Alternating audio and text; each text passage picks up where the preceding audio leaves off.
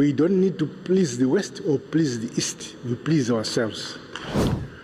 Land did not belong to a race. It belonged to Zimbabweans. Right. So when the colonialists took land from us, time came when we asserted ourselves, take back our land. And those who wanted to have land at the same basis as the African people of Zimbabwe remained. But those who felt they were superior left. What did you think of what happened in Venezuela last month?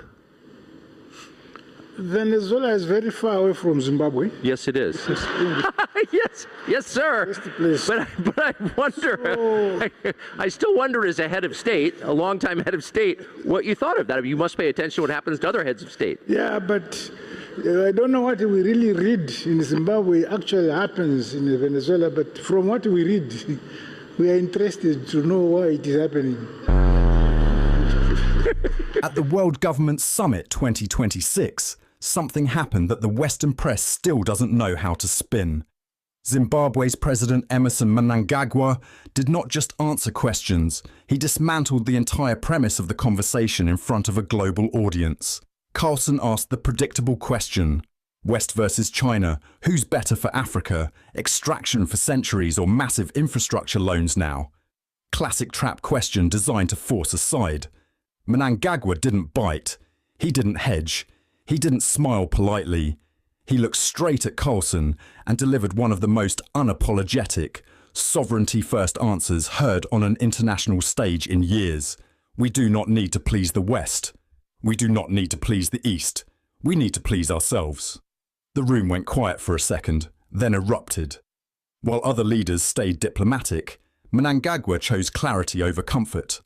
That single line, "We need to please ourselves," is still ringing in corridors from Addis to Harare. It's not rhetoric, it's a doctrine. For too long we've been asked to pick between old colonizers and new creditors. Mnangagwa just told the world, neither.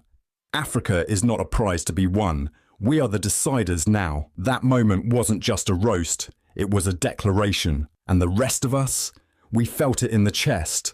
For a better understanding of this moment, let's listen to this whole conversation. To you, President Mnangagwa, again, thanks.